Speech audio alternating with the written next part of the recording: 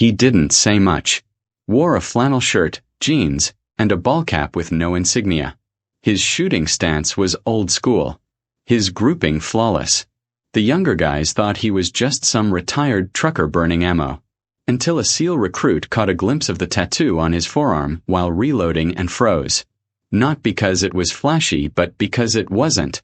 It was a symbol you don't just ink, you earn it. And when the recruit asked where he served, the entire range went quiet because the answer didn't come with words. Just a number, a year. And suddenly, no one was laughing anymore. Before we begin this story of silence, skill, and forgotten legend, tell me in the comments, where are you watching from today? And if you believe stories like this need to be remembered, hit that subscribe button and help us make sure they are. The range opened at 7:00 a.m., but the old man was always there by 6:45. He never said much. Signed the clipboard at the front desk with a slow, deliberate scrawl. Last name only. Martin. No rank, no greetings, no how you doing. Just a nod to the guy behind the counter. And then he'd walk the same quiet steps to lane 7, farthest from the building, away from the Bluetooth speakers and ego talk. He wore the same thing every time. Faded jeans, a tan flannel shirt rolled to the forearms, and a brown baseball cap that had once been blue. No patches, no slogans. The brim curled just enough to shade his eyes. His boots were worn but clean. He carried his range bag in his right hand, low and steady, and never brought more than he needed. Just a single pistol case, a box of 45s, and one battered thermos that never left his bench. The regulars called him Pops or the old guy, and half of them thought he was just another ex-trucker with a pension and too much time. They joked about how he only ever brought one target and always left after 30 rounds. But the staff noticed something different. The way he moved. The way he checked his surroundings with quiet precision. The way his eyes lingered not on the paper silhouette downrange, but on the metal behind it. Like he was judging wind speed that wasn't even there. He never flinched. Never wasted a bullet. Never picked up his brass. Most of the guys on the line didn't notice, but the ones who knew what to look for, they noticed. That morning, the range was busier than usual. A group of young Navy recruits had come in together, off-duty, full of jokes, full of bravado. One of them, tall and lean with a crew cut and a trident pin on his gym bag, set up 2 lanes over from Martin. His name was Jared. He was a SEAL trainee on leave before advanced training in Coronado. Confident, focused, and sharp enough to know what real looked like. At first, he didn't pay much attention. Just another civilian plinking away next to him. But then he heard it. The rhythm, not the volume, not the recoil, the pattern. 3 shots, reset. 2 shots, reset. All tight, all deliberate, no wasted motion. Jared glanced sideways. The old man's grip was textbook. His stance pure. He wasn't reacting to the gun. He was controlling it. That's when Jared leaned a little and caught a glimpse of the man's forearm as he reloaded. It was faint, sun-faded, but unmistakable. A tattoo, not a flag, not an anchor, not a skull, just a number. 2 digits and an insignia that Jared recognized immediately. He stiffened slightly, blinked, looked again. That was an ink from a shop. It was from a time when tattoos were earned, not designed. He waited a minute, watched the grouping on Martin's target get tighter with each volley. Then, curiosity outweighing caution, he took a step sideways and spoke. "Excuse me, sir, that ink on your arm. That's first recon, isn't it?" The old man didn't turn, didn't smile, just emptied his mag with one final perfect shot, set the pistol down slowly, and finally looked Jared in the eye. His answer came without a smile. Once. Just once. That was it. But Jared knew what it meant. Jared stood still for a moment after the old man spoke once. It wasn't a dismissal. It was something heavier. Like a door cracked open just wide enough to say, "Don't push it." So Jared didn't. Not yet. He simply nodded, stepped back to his lane, and resumed shooting, but not with the same rhythm. Not with the same ease. His eyes kept drifting left, watching. Martin took his time. He wasn't fast. He wasn't flashy. He was precise, measured. Every movement had the weight of memory behind it. When he reloaded, it wasn't with rush or flare, just calm efficiency. Mag in, slide check, fire. His grouping was tight. Always was. And after each shot, he'd pause as if replaying the moment before it happened again. Jared's friends didn't notice. They were laughing, comparing groupings, making bets. One of them, a younger guy named Petty, leaned over and chuckled. "Hey, that old guy is still doing okay, huh?" Jared didn't answer. He just kept watching, kept thinking, because he'd seen that kind of shooting before, but only from instructors. The kind that didn't need to shout to command attention. The kind you shut up for. 15 minutes later, Martin finished his box of 45, 30 rounds. Not one miss outside the inner circle. He set the pistol down, pulled a faded rag from his bag, and began cleaning it right there without hurry. Jared hesitated, then stepped over once more. "Sir," he said quietly, "if you don't mind me asking, when did you serve?" Martin didn't answer at first. He set the rag down, locked the slide open, and looked at Jared. Not irritated, not guarded, just calm. 6 to 74, he said. "Recon, Southeast Asia," Jared swallowed. That lined up exactly with what he thought. And the ink, that wasn't a tattoo you got for the bars. That was Marine 1st Recon, forward unit, deep ops, black radio silence. The kind of deployments where names didn't go home, where files went missing on purpose. "You were in Laos?"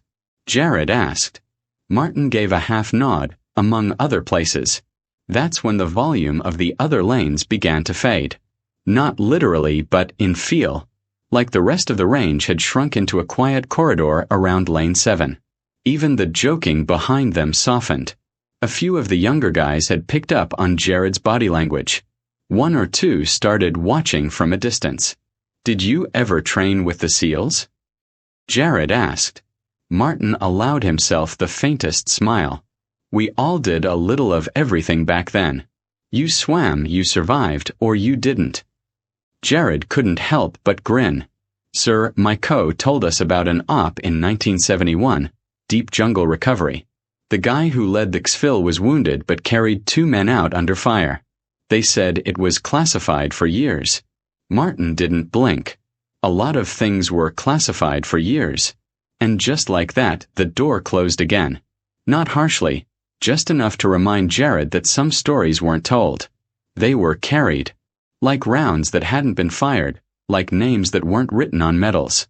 Martin stood, stretched his back, and zipped his range bag. Jared stepped aside instinctively. A few of the other shooters looked over, curious now, quiet now. Something about the way the young SEAL moved told them the man leaving wasn't just anyone. As Martin turned to go, Jared did something rare.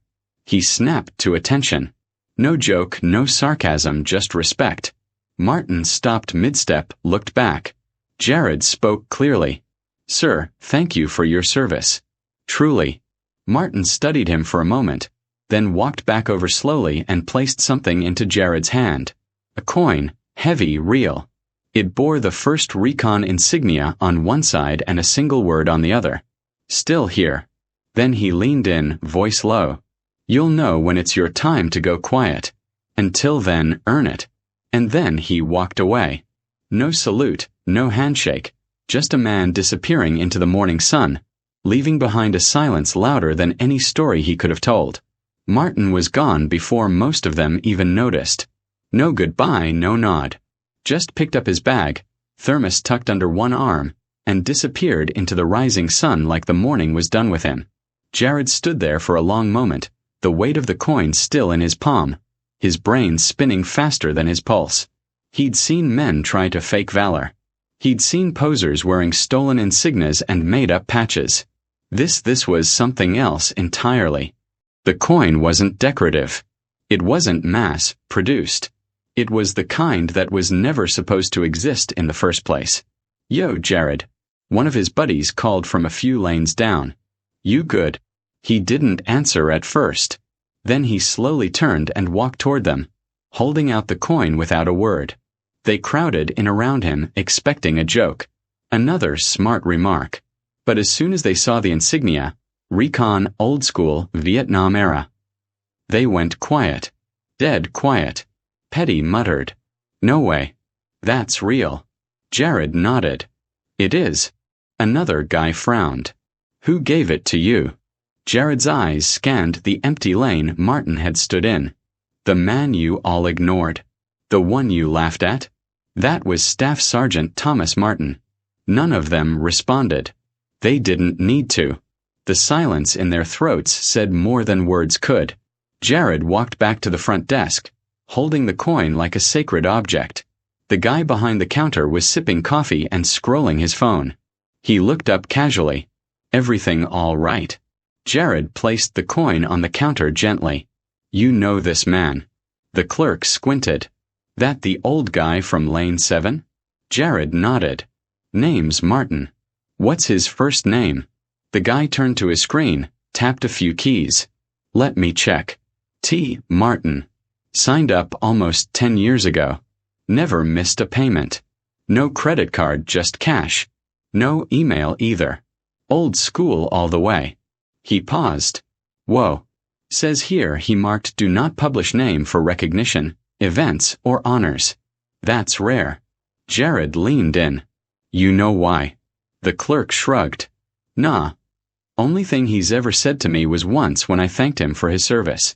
He looked me dead in the eye and said, 'I didn't do it for you to thank me.'" The guy chuckled nervously. "I didn't bring it up again." Jared didn't laugh. He just looked down at the coin again. Then, without saying another word, he walked out of the building. That night, he couldn't let it go. He tried to sleep. Couldn't. Around midnight, he booted up his laptop, dug into declassified archives, and began piecing it together. It took hours. Most names were redacted. Some dates were wrong on purpose. But eventually, in a buried MacVOG log from 1971, it was there. One line, no ceremony, no headline, just S. Sergeant Thomas Martin, 1st Recon, Laos, March 6th. Extraction under fire, recovered 7, refused medevac, wounded twice, declined award, recommendation buried. Note, asset considered irreplaceable. Now silent. That word hit Jared like a punch. Silent. That was the mission back then. You did the job. You didn't talk. You didn't write books. You didn't tweet about your trauma. You carried it quietly forever. And Martin had all the way to that plastic bench at the range.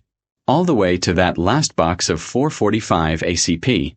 All the way through decades of being just another old man in a flannel shirt. But now Jared knew. And so did the rest of them. The next time Martin showed up at the range, everything was different. The following week, Martin came back just like always. Same truck, same time, same quiet steps across the gravel lot. He nodded to the guy behind the counter, signed his name on the clipboard, and made his way to Lane 7. His boots crunched softly beneath him, and in his hand, the same old range bag zippered halfway open with just one pistol inside. Same box of 30 rounds, same battered thermos tucked between his elbow inside. But this time the air felt different. Jared was already there early. Not just him either. 3 of the guys from his team had arrived before sunrise and were waiting near the back bench. They didn't say a word when Martin walked by, didn't interrupt him. They simply stood a little straighter, gave him a nod, and watched with the kind of attention usually reserved for instructors, not old men in denim. Martin set up without a glance their way, pinned his target, adjusted his stance, but he noticed the silence. Not the absence of gunfire. There was still plenty. But the shift in tone, less chatter, less swagger, a little more respect in the way lanes were cleared. A little more patience in the way mags were loaded. Halfway through his second string of fire, Jared stepped over. Not casual this time, but composed, controlled. He waited for Martin to finish his group, then quietly held something out. It was a fresh ammo box, sealed .45 caliber. Martin looked at it, then at Jared. No smile, just a question in his eyes. Jared simply said, "I figured 30 wasn't enough today." For the first time, Martin gave a nod that lasted more than half a second. He accepted the box, reloaded calmly, and continued firing. Not a word, just the soft, unmistakable rhythm of someone who knew exactly what he was doing. Later, after the brass had settled and the smell of gunpowder had thinned from the air, Martin sat on the edge of the wooden bench, sipping from his thermos. One by one, the younger men passed him, not as a crowd, not in a line, but quietly, individually. A nod, a handshake, a simple, "Sir." Nothing rehearsed, nothing forced.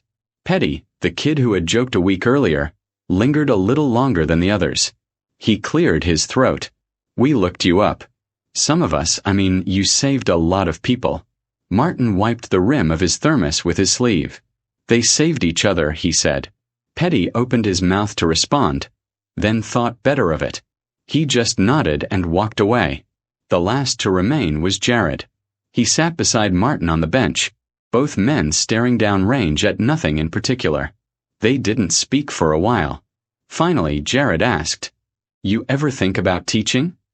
Martin exhaled softly. "I spent 30 years trying to forget everything I teach. But some of us need to remember it." Martin didn't respond right away. He took another sip. The sky had turned a deeper blue, the sunlight catching faint dust in the air. Finally, he turned slightly and said, "You don't teach this. You absorb it. Quietly over time." Jared nodded. "That's why I'm still listening." Martin looked at him longer this time, then stood up. "Then don't talk so much." They both chuckled quietly. Before leaving, Martin left the fresh ammo box untouched on the bench. A small gesture, but it said everything. That afternoon, the range staff made a small change. A brass plate, no larger than a business card, was screwed into the wood above Lane 7. It didn't say hero. It didn't say legend. It didn't even say recon. It just said lane reserved until he says otherwise. Martin never asked who put it there, and he never told them to take it down. Some men teach with words, others teach by presence. Martin never told war stories, never raised his voice, never asked for a thank you. He showed up, took 30 shots, and left more impact than most men who speak for hours. He never needed to prove anything. Not to the range, not to the young guys beside him, not even to the generation who forgot to ask. But when one of them finally looked close enough to see the truth beneath his sleeve, the silence broke. That's the thing about real warriors. They don't advertise. They wait until someone is wise enough to notice the way they move, the way they stand, the way they don't need to be seen to matter. Martin didn't need a biography, didn't need applause. All he needed was that one recruit who looked past the surface and asked the right question. And from that moment on, every round he fired taught more than any lecture could. So now I ask you, have you ever met someone like Martin? A veteran who never bragged, never boasted, just stood quietly, carried history in his hands, and let time forget until someone remembered. Say their name in the comments, share their story, let others know who they were before the silence. Because at the Human Stories, we believe that the most powerful stories don't shout, they wait. Thank you for watching. If this story touched you, subscribe, share, and help us keep these voices alive. We'll see you in the next one. And until then, if you ever see an old man at the range reloading slow, standing alone, watch his stance. You might be standing next to